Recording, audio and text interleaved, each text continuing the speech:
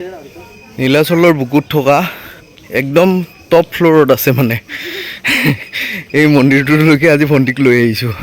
Actually মা ভুৱনেশ্বৰী মন্দিৰ ময়ো বিশেষকৈ ইমান নাজানিছিলোঁ, আগতে মন্দিৰৰ ভিতৰত এনেকৈ সোমোৱা নাছিলোঁ। ভুৱনেশ্বৰী মাৰ মন্দিৰৰ ভিতৰত দৰ্শন দি দিলোঁ আৰু ভিতৰ ভাগটো বহুতেই ধুনীয়া ঠাণ্ডা হৈ আছিলে। সেই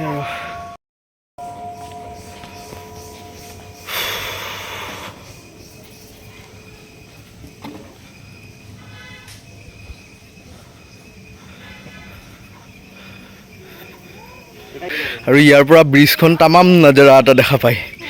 নতুন ব্ৰিজখন যে বনাই আছে, মই অকণমান জুম কৰি দেখাই দিছোঁ। ইয়াৰ পৰা এইখন নতুন ব্ৰিজ বনাই আছে আৰু এইফালে গোটেইটো গুৱাহাটী। ব'লা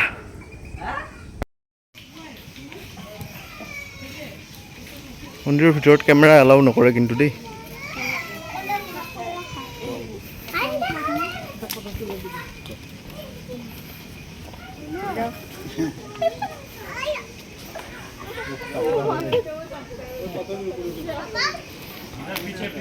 ব্ৰিজখন চাবা পুৰা মজা লগাকৈ আছে ইয়াৰ পৰা।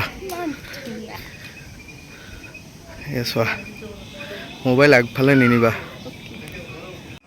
নতুন ব্ৰিজখন হৈ গ'লে অলপ হুলীয়াটো চেঞ্জ হৈ যাব ন। আৰু দুটামান জইন দিবৰ কাৰণে বাকী আছে।